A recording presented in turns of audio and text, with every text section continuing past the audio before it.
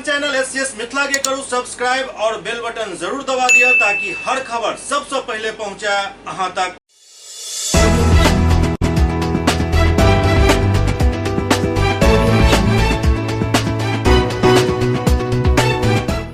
नमस्कार, हम सब देख रहे छी एससीएस न्यूज। हम छी कमलेंद्र झा और खबर के शुरुआत करी और बात करी विधान परिषद के, जहां पिछला दिन मुख्यमंत्री नीतीश कुमार अपन वक्तव्य दऽ रहल छलाह, जाहि बीच एमएलसी सुबोध कुमार द्वारा बार बार रोका टोकी कल जा रहा छल, जाहि पर मुख्यमंत्री काफी गुस्सा भऽ गेला और ओ सभापति से अपील कयलनि जे नव सदस्य सबके सदन के नियम कानून के बारे में जानकारी देबाक चाही। बिहार के मुख्यमंत्री नीतीश कुमार के विधान परिषद में फिर से एक बार गुस्सा आबि गेल। दरअसल ओ सदन में अपन वक्तव्य दऽ रहल छलाह, वही दौरान आरजेडी एमएलसी सुबोध कुमार टीका टिप्पणी करऽ लगला, जाहि पर नीतीश कुमार काफी गुस्सा भऽ गेला। एमएलसी मोहम्मद फारूक के सवाल पर ग्रामीण विकास मंत्रालय पर जवाब चल रहा छल, मंत्री जवाब दऽ रहल छलाह। एहि बीच में सुबोध कुमार सप्लीमेंट्री सवाल के लेल खड़ा भेला। नीतीश कुमार सदन में खड़ा भऽ कऽ हुनका डांट देलनि, लोग देखते रह गेला। वो कहलें कि पहले नियम सीखू, बीच में खड़ा नहीं भेल करू। नीतीश कुमार कहलें जो हम समझा रहा छी तो बात के समझू, सब सदस्य के नियम पढ़बाक चाहिए, पहले मंत्री के जवाब सुन लेबाक चाहिए, फिर बजबाक चाहिए। प्रश्न करते हैं तो उनके प्रश्न का उत्तर होता है, तब दूसरे सदस्य प्रश्न करेंगे। आप पहले वो बोल दिए हैं, उसका उत्तर सुनिए, तब फिर प्रश्न करिए अनुमति लेकर। पूरा एक बार ही जवाब देते हैं लोग। नहीं, इससे पहले बात नहीं, ऐसी कैसा कौन? आप जरा नियम जानो। हम तो नियम जान ही रहे, बैठिए, तू तो बैठ ही रहे सर, लेकिन नियम जानिए। आप क्यों नहीं बताते हैं भाई? कैसे महोदय आप बताते क्यों नहीं है? इस तरह की बात करना है रोज रोज। पूरा पूछा जाता है। मैं नहीं बोलता हूँ, अभी चूंकि उन्होंने प्रश्न पूछा है। अरे भाई हम बोल रहे हैं, बीच में बोलिएगा क्या? माननीय मंत्री मुख्यमंत्री जी बोल ये भी कोई तरीका है? आप सुनोगे नहीं कोई?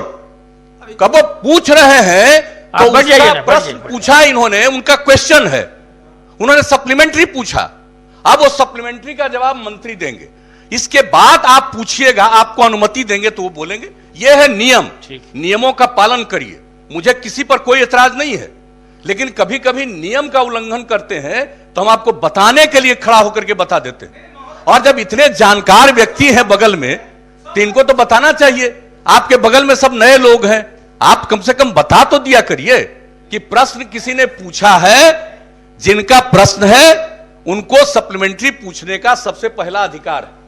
और सभापति महोदय आपसे भी कहेंगे कि ये बात कह देना चाहिए, बाकी पूछिए ना, आपसे कोई दिक्कत थोड़ी है, लेकिन पहले उनका उत्तर का जवाब दे देने दीजिए। नहीं, माननीय मुख्यमंत्री जी का हम सम्मान करते हैं, लेकिन इससे पहले भी देखा जाए महोदय, एक क्वेश्चन पर 5-5 सप्लीमेंट्री एक साथ होता है महोदय।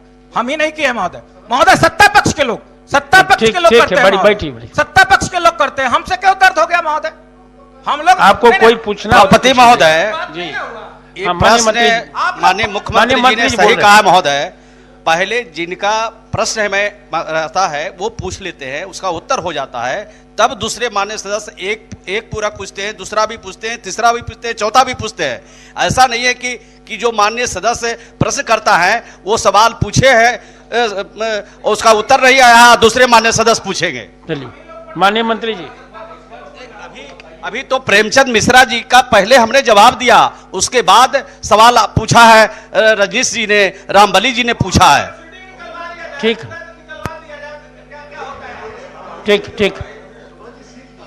जनाधिकार पार्टी के अध्यक्ष पप्पू यादव निजी क्षेत्र में 60% आरक्षण के मांग के लिए निजी क्षेत्र में 60% आरक्षण के प्रावधान कयल जाय के मांग पप्पू यादव के लिए वो कहलन जे सरकारी नौकरी बिल्कुल समाप्त हो गई। आखिर युवा कब तक नौकरी के तलाश में बेरोजगार बैसल रहता? आरक्षण 50% से बढ़ाकर हर गरीब के मिलवाक चाहिए, चाहे वो कोनो भी जाति के हो। पप्पू यादव मंदिर स्थित अपना पार्टी के कार्यालय में प्रेस वार्ता के दौरान ये बात कहलन।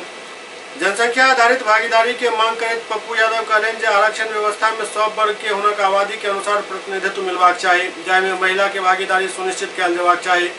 पूरा देश में दलित, आदिवासी और मुस्लिम समुदाय से एक भी मुख्यमंत्री नहीं छथि। एहि पर सब दल के गंभीरता से विचार करबाक चाहिए। शराबबंदी पर पप्पू यादव कहलें जे सदन में शराबबंदी पर चर्चा से पहले सत्ता पक्ष और विपक्ष के सब नेता अपन अपन ब्लड टेस्ट करावे। बिहार में अधिकतर नेता, पदाधिकारी और थानेदार रोज शराब पिए छथि। शराबबंदी बिहार में युवा के अपराध के दलदल में धकेले के जरिया बन गलन। एहि कारण हत्या और बलात्कार के मामला बढ़ रहा है। मुख्यमंत्री नीतीश कुमार से आग्रह करत कहलें जे नीतीश जी सदन में शराब और जाति के जनसंख्या के अनुसार आरक्षण पर बाजित प्रैक्टिकल आधार को मानिए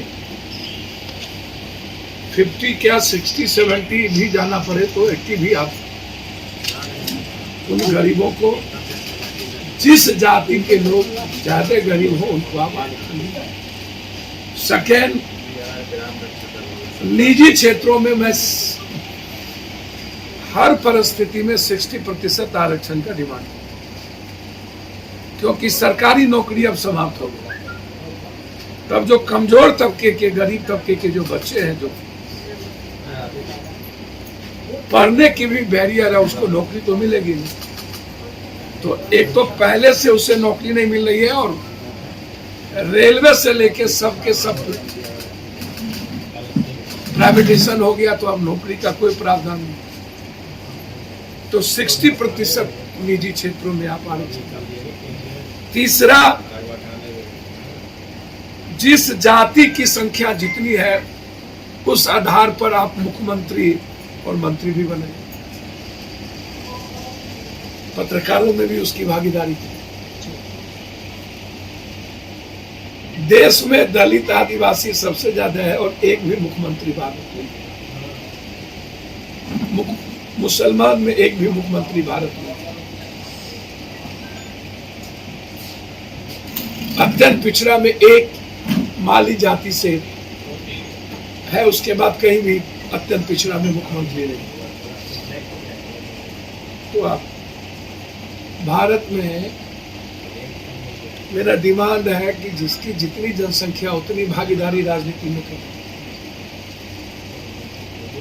जब 2% 2.5% नीतीश जी मुख्यमंत्री हो गए और पप्पू यादव जो 12-13% है मुख्यमंत्री हो गए, तो कुशवाहा, निषाद और दलितों की भूमिका भी तो बिहार में है ना, तो इसमें भी आप दीजिए आरक्षण। मेरा सीधा डिमांड। दूसरी चीज, शराब।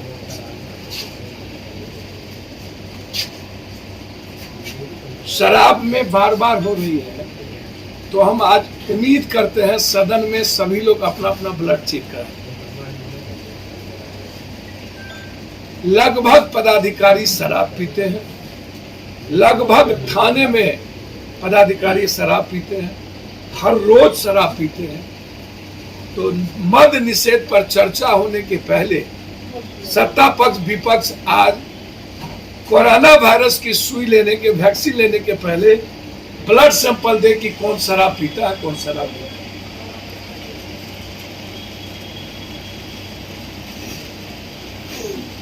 दूसरी चीज, शराब जो बेचता है उसकी संपत्ति कब जाए और कब जब्त, और शराब बेचने वालों को कब सजा होगी। पीने वालों के लिए पप्पू यादव का डिमांड है कि उसको जेल से ले। जहरीला शराब जो बेच रहा है और गरीबों को पी के आप जेल भेज, उस पर सजा का प्रावधान है। सजा का प्रावधान जो बेच रहा है, जो जहरीली शराब बना रहा है, उस पे होना।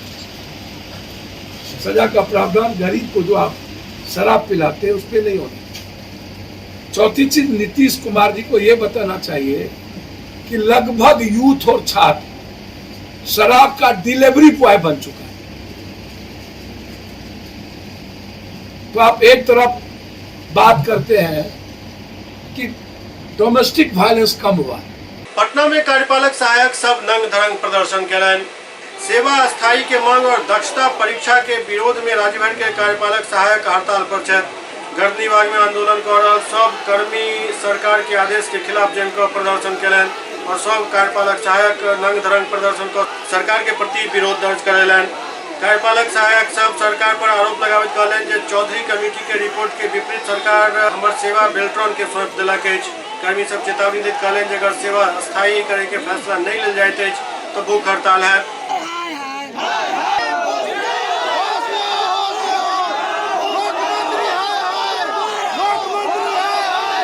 बिहार राज्य कार्यपालक सहायक सेवा संघ जिला के पूरे बिहार के जिला अध्यक्ष और समस्त बिहार के कार्यपालक सहायक आज गर्दनीबाग की धरती पर एकत्रित हुए हैं और दो दिन से सांकेतिक हड़ताल पे हैं।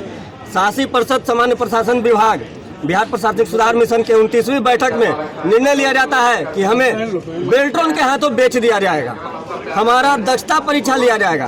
तो मैं यहाँ सवाल यह करना चाहता हूँ कि क्या जिला पदाधिकारी के द्वारा जो जिला स्तरीय चयन समिति से चयनित होकर कार्यपालक सहायक बहाल होते हैं उनकी दक्षता में कमी है? क्या हम लोग काम निकम्मे कर्मचारी हैं? क्या मांग क्या कर रहे हैं? मांग हमारा है कि उच्च स्तरीय समिति के जो द्वारा जो अनुशंसा की गई है उसका अक्षरशः अनुपालन किया जाए, उसका वो हमारे साथ लागू किया जाए। हम लोग के साथ में बहुत सारे जो पदाधिकारी के द्वारा जो है तो जो शोषण किया जाता है उसका रोक लगे। ठीक है। इमर दरभंगा में भी कार्यपालक सहायक सब के 2 दिवसीय धरना आई भी जारी रहल। कार्यपालक सहायक सब के 2 दिवसीय धरना लहरेसरा धरना स्थल पर आई भी जारी रहल। काफी संख्या में कार्यपालक सहायक सब एहि धरना में शामिल भेला और सरकार के खिलाफ जमकर नारेबाजी केलन।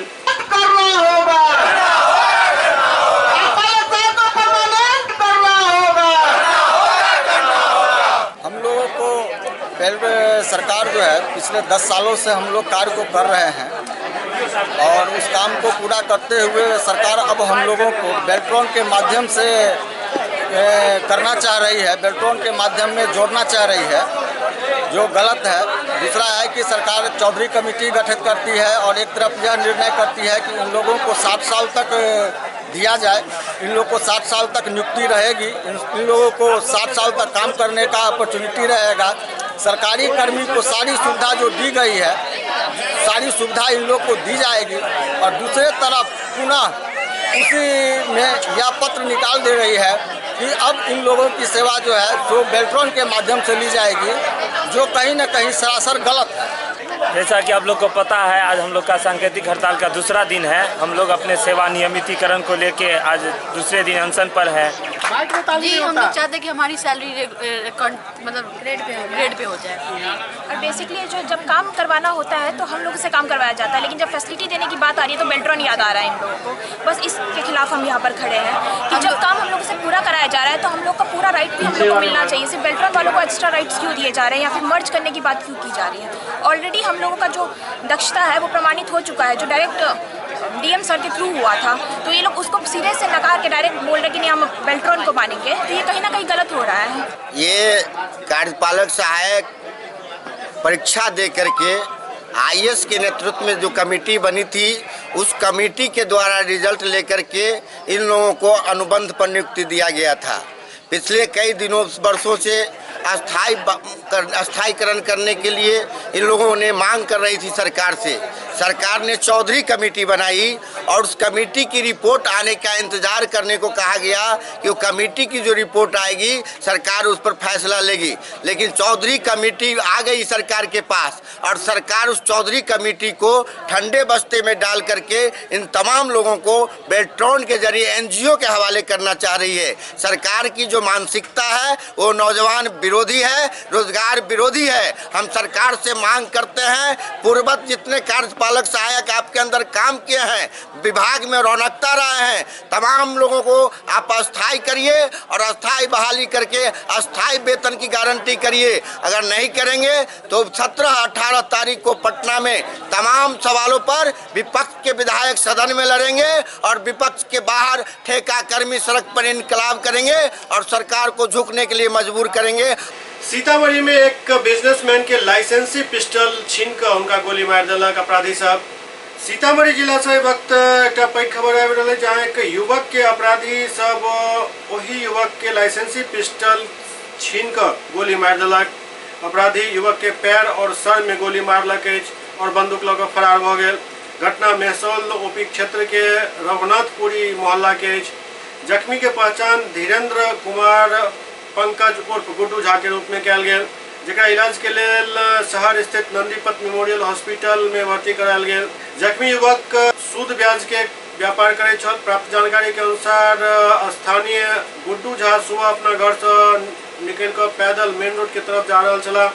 अही बीच रघुनाथपुरी एसएसबी कैंप के पास बाइक सवार 2 अपराधी उनक लाइसेंसी पिस्टल लूट कर नजदीक से गोली मारकर जख्मी कर दिलक। अपराधी के गोलीबारी में गुड्डू झा के 2टा गोली लागल, एक पैर में और एक गोली सिर में लागल है। क्या हुआ? रघुनाथपुरी में अभी से आधा घंटा पहले रोड पे टहल रहे थे भैया और कोई आया है अज्ञात और उन्हीं के पिस्टल से शायद खींच के मारा है। अब क्या है वो तो वहाँ के लोग बताएंगे। पूर्व में कोई स्थिति बहुत गंभीर है और पूर्व में प्रशासन कुछ जगना चाहिए। पूर्व में कोई विवाद भी था इनका? कोई विवाद नहीं, किसी से कोई विवाद नहीं, बिजनेसमैन है। घटना के कारण अखन तक स्पष्ट नहीं भेलन। सूचना मिलते ही एसपी अनिल कुमार समेत नगर और महसूल ओपी पुलिस घटना स्थल पर पहुंचकर जांच में जुट गेल छल। देखिए अभी लगभग 8:15 साढ़े 8 बजे के बीच में ये रघुनाथपुरी मोहल्ला है, यहाँ पे गुड्डू झा नाम के एक व्यक्ति को गोली लगी है और अभी वो हॉस्पिटल में इलाज में है। वो रिकवर होते हैं तो फिर इसे घटना के कारण और इसके बारे में विस्तृत चीज़ मालूम होगी। हम लोग की टीम आ गई है, लोग कार्रवाई कर रहे हैं। इधर दरभंगा में बीतल रात मसरक बाजार में पैसा छीन कर भाग रहा अपराधी के पकड़े के चक्कर में अपराधी द्वारा चलायल गेल गोली में एक युवक के जान चल गए। दरभंगा शहर के बीचों बीच नगर थाना क्षेत्र जो घटनास्थल से लगभग मात्र 300 मीटर के दूरी पर शिवाजी नगर के मसरक बाजार में देर रात हथियार के बल पर 2टा अपराधी व्यवसायी से रुपया भरल बैग लूट लेलक। घटना स्थल पर ही लोग जब एकर विरोध कलन तो अपराधी गोली चला दिलक। गोली लगे से एक युवक के मौत हो गई। लूट के घटना के अंजाम दे रहल एक अपराधी के भी लोग सब पकड़ कर बुरी तरीका से पिटाई कर दिलन, जे गंभीर हालत में अस्पताल में भर्ती करायल गेल। लोग सब के शोर मचावे पर एक युवक हिम्मत दिखावे तो अपराधी के पकड़े के प्रयास कलक तो अपराधी वो युवक के गोली मार कर हत्या कर दिलक। अही बीच भाग रहा अपराधी में से एक अपराधी के लोग सब पकड़ लेलन और जम कर पिटाई कलन। अपराधी के अधमरा हालत में पुलिस डीएमसीएच में इलाज के लिए भर्ती करेलक, जहां वो दम तोड़ देलक। लोग सब बतौलन जे 2टा अपराधी एक बाइक पर सवार होकर आयल छल। पूर्व विधायक अमरनाथ गामी के भतीजा नारायण गामी सो हथियार के बल पर बैग लूटलक और कुछ रुपया और दुकान के चाबी बैग में छल। घटना के अंजाम दे वाला 2 में से एक अपराधी भागे में सफल रहा, जबकि दोसर लोगक हत्या चढ़ गए।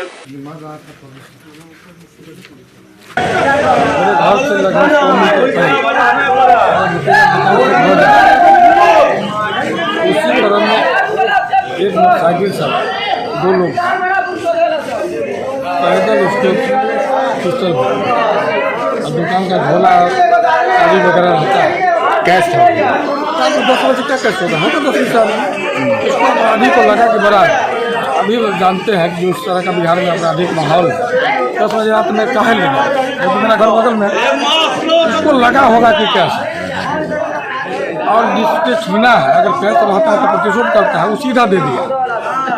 दे देने का मोहल्ला वासी शिवाजी नगर वीरभूमि है। इस घटना के बाद जिस तरह से लोग उसे पकड़ने का प्रयास किया, आज मेरे मोहल्ला के एक लड़का गरेजिया से गोली चलने के बाद अपराधी से गिरा है, अपराधी को पकड़ लिया था। फिर मोहल्ला के लोग पीछे से दौड़े, अपराधी को मरवाड़ी स्कूल के सामने वाला गली में पकड़ा। कम बड़ा वीरता का बात नहीं है। जहाँ गोली चल जाती है, खून गिरा हुआ देखता है, लोग डर से घर में घुस जाता है। इस शिवाजी नगर का धरती है, यहाँ का लड़का खून देखने के बाद भी नहीं। अब देख लीजिए थाना की दूरी कितना है। देखिए सर पकड़े हैं। हाँ बोलिए प्रशासनिक विफलता आप समझ लीजिए जिस तरह से नशा का घटना बढ़ रहा है। हर चौक चौराहा पर देखिए आप रोटी खाता है, कोरेक्स पीता है, तरह तरह का लोग नशा करता है। और पुलिस प्रशासन को माननीय मुख्यमंत्री जी केवल शराब के पीछे निकाल दिया, अपराधी के पीछे काम हो नहीं रहा। पुलिस प्रशासन का सीमित संख्या है, वो अपराधी को पकड़े कि शराबी को पकड़े। शराबी के पकड़ने के चक्कर में अपराधी खुलेआम लूट मचाए हुए। आप समझ लीजिए कि शराबी से पैसा लेकर वो राजनीति कर रहे हैं। पुलिस प्रशासन को खुला काम करने नहीं दिया जाता। आज बिहार का जो आपराधिक वारदात बढ़ रहा है, आज जिस तरह से शिवाजी की नगर के लोग साहस दिखाए, लड़का साहस दिखाया, पुरस्कृत करने का जरूरत है। आज DMCH कैंपस में देखते हैं जिसका परिजन मरा है उसके लोग को कुंडा से मारा जा रहा है, कि अपराधी को मार रहा है। जब सुनेगा कि उसका परिजन अपराधी के गोली से मर गया, वो अपराधी पर वार नहीं करेगा, आक्रोश किसी उस लड़का को कुंडा से मार रहा है। अब कितना समझ सकते हैं कि मानवता समाप्त हो गया है। आज इस घटना को जितना ज़्यादा इस आपराधिक घटना पर हमारा मोहल्ला के लोग को वीरता के लिए सराहना करना चाहिए। दुखद घटना है कि मेरा मोहल्ला का एक लड़का, नौजवान लड़का, करेजियस लड़का का जीवन समाप्त हो गया। दरभंगा के बड़े पुलिस अधीक्षक बाबूराम पूरा मामला पर प्रेस कॉन्फ्रेंस का विस्तार से बतौलन। हुई थी, लूट का प्रयास करने की कोशिश की गई थी 2 अपराधियों के द्वारा।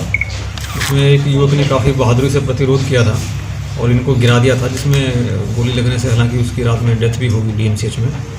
और जो अपराधी था उसको भी भीड़ ने काफ़ी मार दिया था, उसकी भी रात में डेथ हो गई थी। तो घटनास्थल पे अपराधियों की एक मोटरसाइकिल मिली थी और उस मोटरसाइकिल को ट्रैक करके दूसरे अपराधी की पहचान कर ली गई है।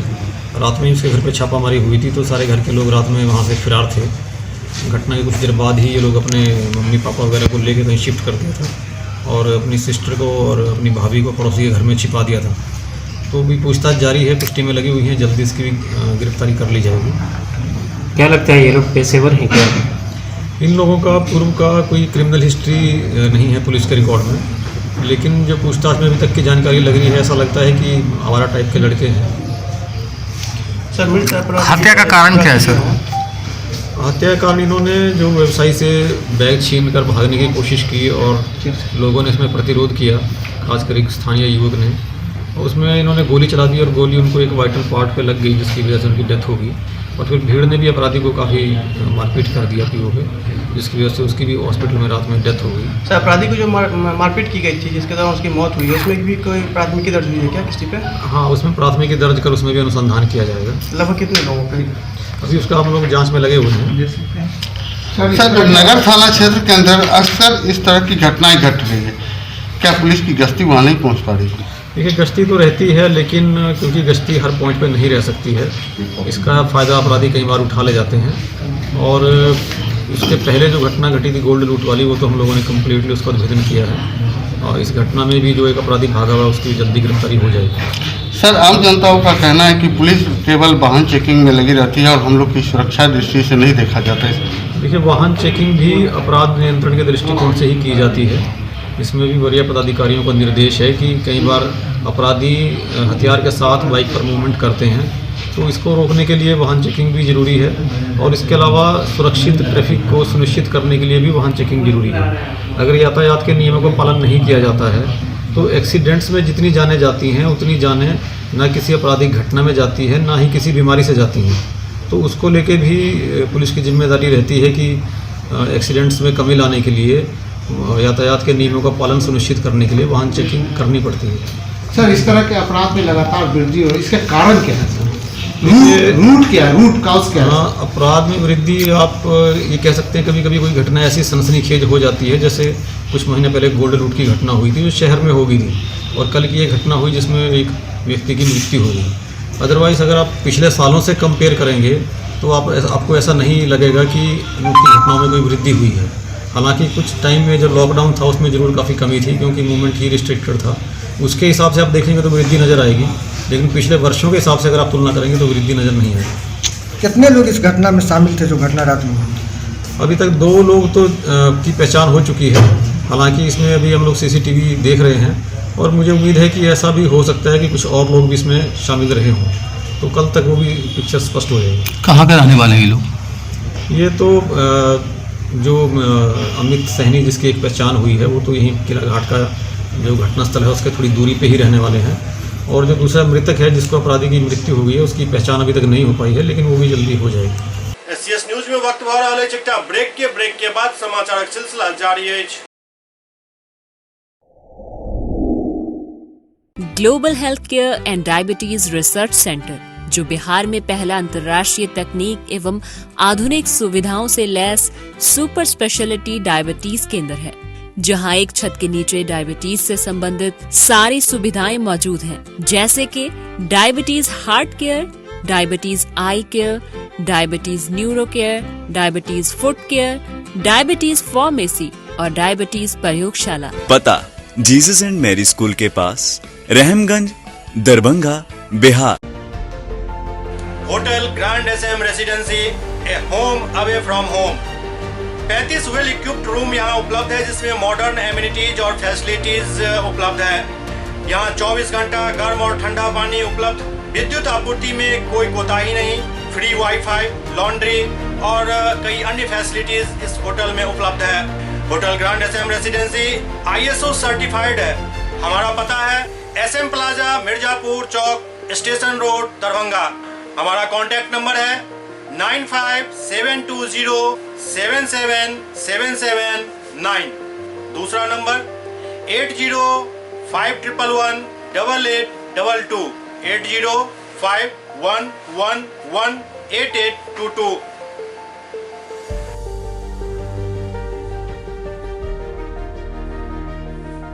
हमारे यहाँ अदर यूनिट्स हैं, स्वादिष्ट family restaurant, free home delivery facility available. Contact number 9572077773। दूसरा नंबर 7766912120।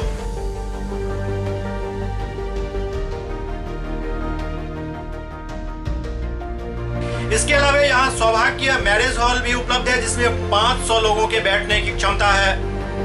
सौभाग्य बैंक्वेट हॉल भी उपलब्ध है, जिसमें भी 500 लोगों के बैठने की क्षमता है। इसके अलावा द रॉक कॉन्फ्रेंस हॉल भी यहाँ उपलब्ध है, जिसमें 50 लोगों के बैठने की व्यवस्था है। Contact number 8051118822।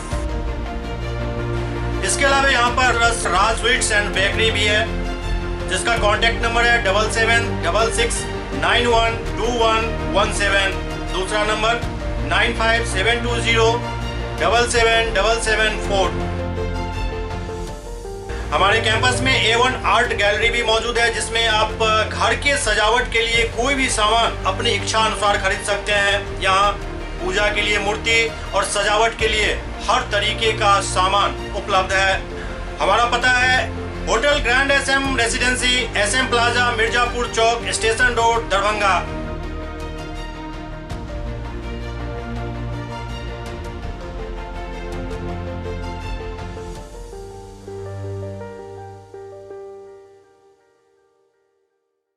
Doctor RLR public school, CBSE curriculum, गुणवत्तापूर्ण शिक्षा को प्राथमिकता, सेल्फ कॉन्फिडेंस को बढ़ाना हमारा मकसद है। सामाजिक कार्यों के प्रति सजग। स्कूल में कड़ाई से CCE पैटर्न CBSE पाठ्यक्रम के द्वारा लागू है। यहाँ ई-लाइब्रेरी की सुविधा उपलब्ध है, कंप्यूटर लैब की सुविधा उपलब्ध है, उन्नत लेबोरेटरी की सुविधा उपलब्ध, स्मार्ट क्लास की पूरी व्यवस्था यहाँ उपलब्ध है। छात्र छात्राओं को स्कूल तक लाने और घर तक पहुँचाने के लिए ट्रांसपोर्ट की व्यवस्था उपलब्ध है। हमारे यहाँ अनुशासन का विशेष स्थान है। स्वस्थ वातावरण को जागृत रखने के लिए स्वच्छता पर विशेष ध्यान दिया जाता है। शिकायत और सुझाव को प्राथमिकता के आधार पर लिया जाता है।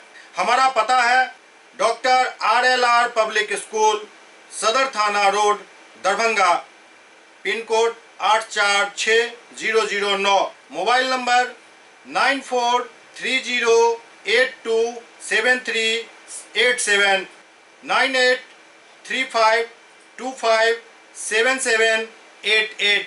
ब्रेक के बाद पुनः स्वागत है। सहरसा में अंतर्राष्ट्रीय महिला दिवस के मौका पर जीविका दीदी सब द्वारा रोजगार मेला के आयोजन किया गया। अंतर्राष्ट्रीय महिला दिवस के अवसर पर आउटडोर स्टेडियम में 2 दिवसीय रोजगार मेला के उद्घाटन जिलाधिकारी कौशल कुमार, उप विकास आयुक्त राजेश कुमार सिंह संयुक्त रूप से कयलनि।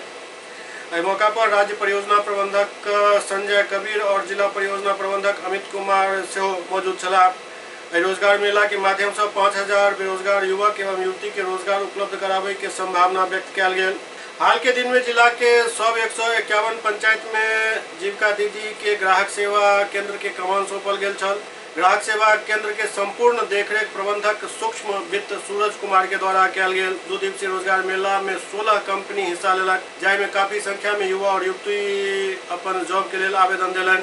कंपनी में कुछ डायरेक्ट प्लेसमेंट दिल जा रहा है, जबकि कुछ कंपनी के लिए चयनित उम्मीदवार के प्रशिक्षण के बाद जॉब उपलब्ध करायत।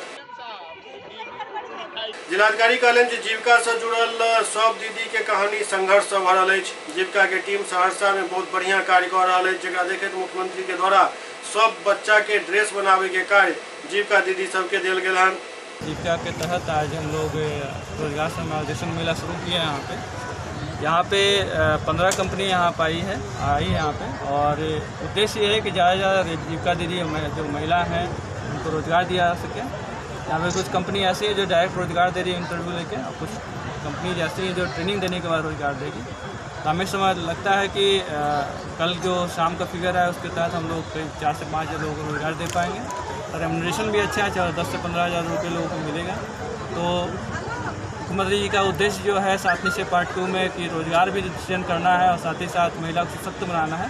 तो हमें लगता है कि दोनों योजनाओं का समावेश करने का एक अच्छा उदाहरण है, और जीविका इसमें बहुत ही अग्रणी भूमिका निभा रहा है। इसके लिए जीविका को बताएं। आज कई दीदियों को सम्मानित भी किया गया है। देखिए, हर जीविका दीदी की अपनी एक संघर्ष की कहानी है, और उन संघर्ष दीदियों के बीच में जो ज़्यादा उत्कृष्ट कार्य करती है उनको हम सम्मानित भी करते हैं ताकि उनका मनोबल बढ़ा रहे। इधर सहरसा में ही जिला पदाधिकारी और उप विकास आयुक्त द्वारा प्रधानमंत्री आवास योजना के लाभुक सबके चाबी सौंपल गेल।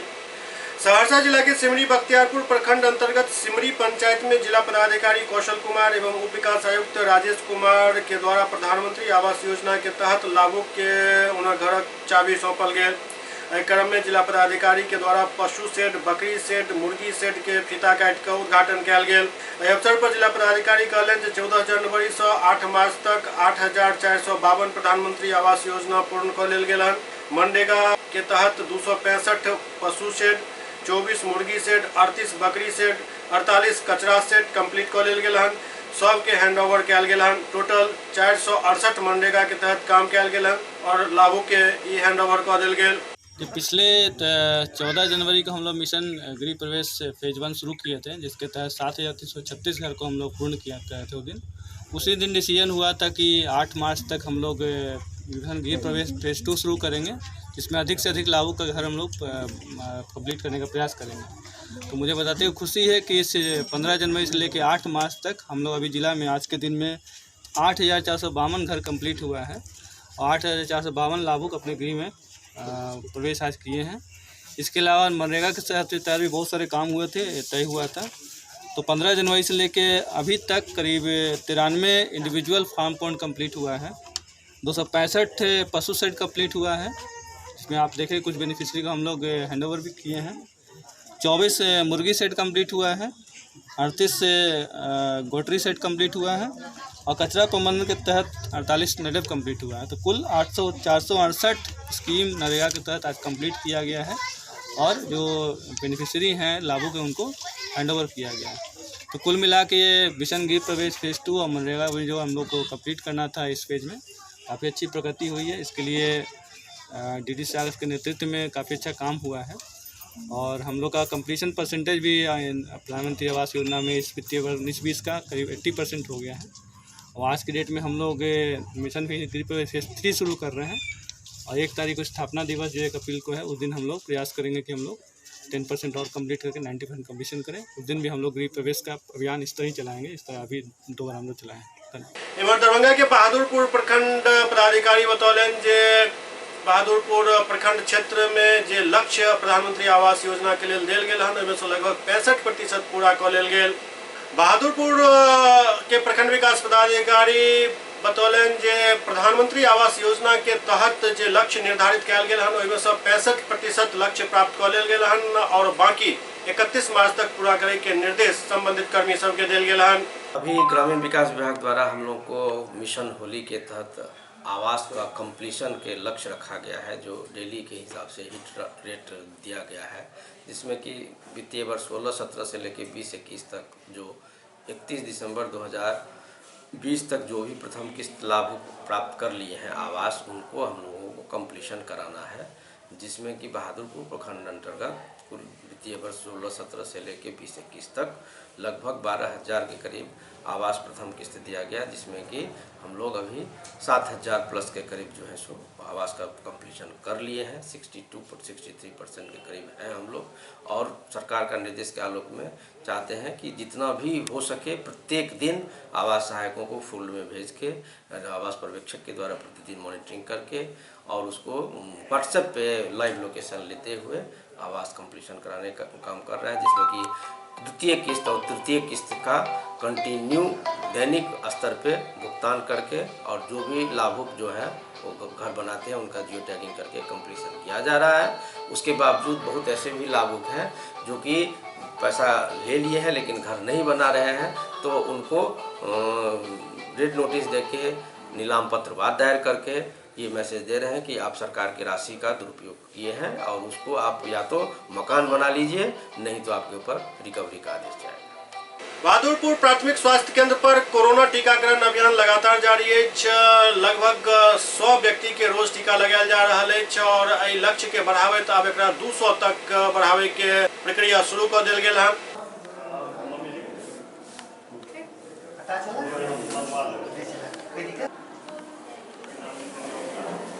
चिकित्सा पदाधिकारी बतौलन जे लक्ष्य निर्धारित किया गेल हन ओइसे अब हम सब आगा बढ़े के प्रयास कर रहा छे। फर्स्ट फेज में हम लोग का हेल्थ वर्कर का कंप्लीट हो गया, उसके बाद जो है फ्रंट लाइन वर्कर उनका भी हो गया।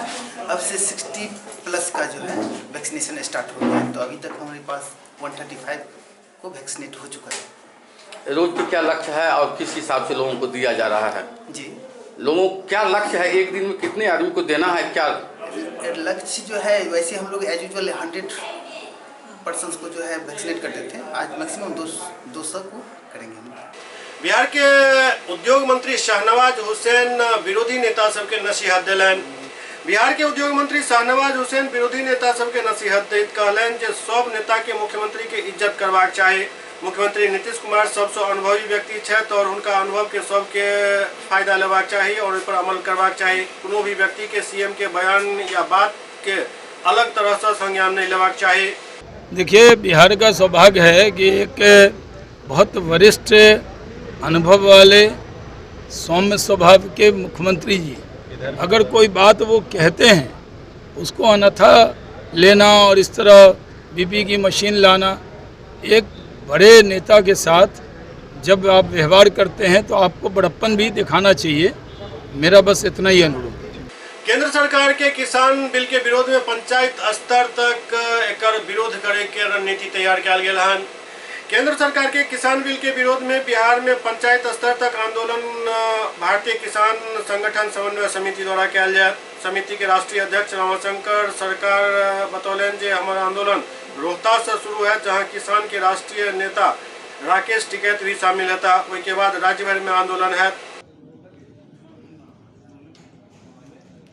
क्या कीजिएगा आप लोग बिहार में किसान आंदोलन को लेकर? क्या कीजिएगा? आंदोलन शुरू कर दिए हैं हम लोग।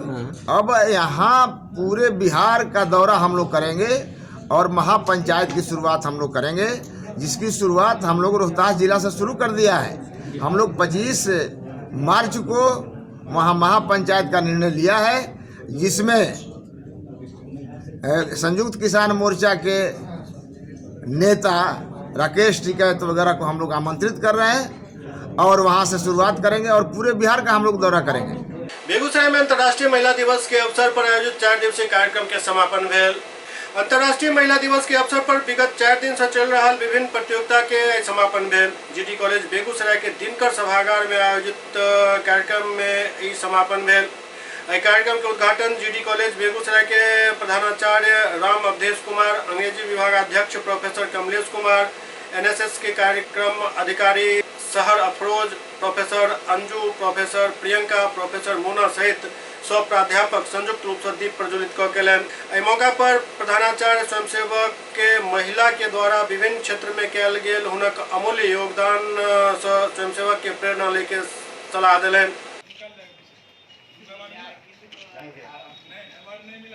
सबसे बड़ी चीज़ है अभिव्यक्ति, वह चाहे शब्दों के माध्यम से हो या फिर रेखा चित्रों के माध्यम से हो, रंगों के माध्यम से हो। हमारी बेटियां जो कल तक गूंगी हुआ करती थी, गूंगी होने का तात्पर्य इस बात से है कि वो बोलने से कतराती थी, ऐसे अवसरों से घबराती थी, आज वो सामने आने लगी हैं और तरह तरह से वो अपने आप को व्यक्त कर रही हैं। कहीं वो रंगों के माध्यम से कर रही हैं, कहीं वो चित्रों के माध्यम से कर रही हैं, कहीं वो पोस्टर मेकिंग के माध्यम से कर रही हैं, और इस तरीके से महिलाओं के साथ जो बड़ी समस्याएं हैं उसका वो इजहार कर रही हैं। बोलने को तो वो बोलती ही हैं, सुंदर भाषण प्रतियोगिता में वो भाग लेती हैं, आपने देखा भी, हमने लोगों को पुरस्कृत किया है उसके लिए। और इसके अलावे यानी बोलने के अलावे, जिह्वा के अलावे भी जितनी अभिव्यक्ति हो सकती है, जितनी सशक्त अभिव्यक्ति हो सकती है, उन सबों में हमारी बच्चियाँ शामिल हैं। और आपने देखा कि कितनी स्तरीय चीज़ें उन्होंने बनाई हैं।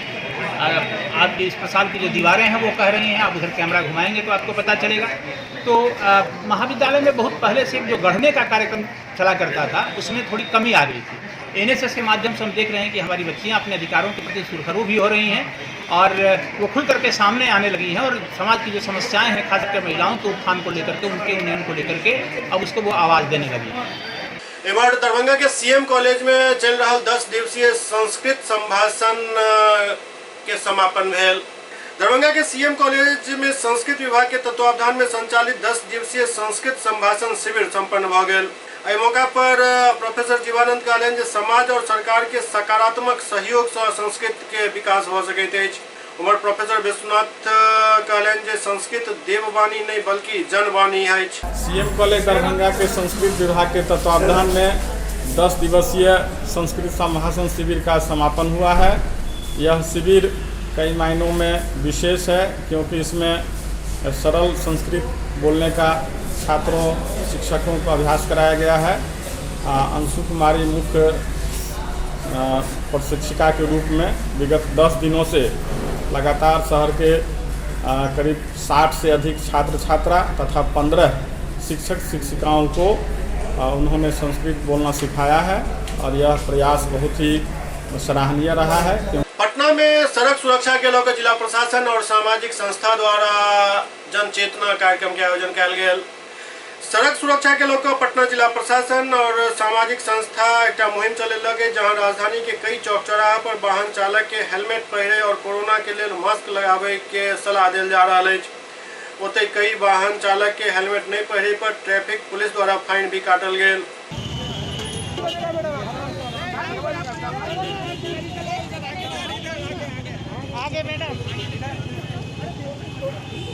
दरभंगा में शिक्षा विभाग द्वारा स्कूल में बच्चा के नामांकन के बढ़ावा देवा के लेल जागरूकता अभियान चलायल जा रहा है। एही कड़ी में आई प्रभात फेरी निकालल गेल हैकॉक इंस्टीट्यूट के बच्चा सब के द्वारा। राज्य भर में स्कूली बच्चा के नामांकन के लिए एक अभियान चलायल गेल हन, जाहि के लिए एक जागरूकता रथ के काल पटना और विभिन्न जिला मुख्यालय से रवाना किया गेल।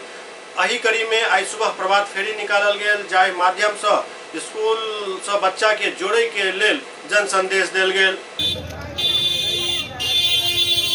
रूप से यह एक जागरूकता अभियान है। कोरोना काल में जो लोग शिथिल पड़ गए थे, बच्चे स्कूल आना बंद कर दिए थे, जब पीरियड 1 साल का लगभग था, तो जागरूकता अभियान चला करके प्रवेश उत्सव मनाया जा रहा है, जिसमें मुख्य रूप से कि बच्चों का जो ड्रॉप आउट है या जो अनामांकित बच्चे हैं उन सबको विद्यालय से जोड़ना है। और इसमें पूरे समाज के साथ साथ जो भी जब बताए आपको DPO साहब की जीविका दीदी है या अन्य जितने भी संगठन है, सब लोगों का सहयोग लेना है और इसको इतना व्यापक रूप से प्रसारित करना है कि हमारे सभी बच्चे विद्यालय में पुनः आ जाएं। यही इसका मुख्य है। कब तक चलेगी सर ये आयोजन? या 20 तारीख तक चलना है। 20 तारीख तक। SCS न्यूज के अंक में खनितवा अगला अंक में फिर किछ और समाचार संग उपस्थित है। तब तक अपने सब देखते रहो SCS न्यूज। नमस्कार।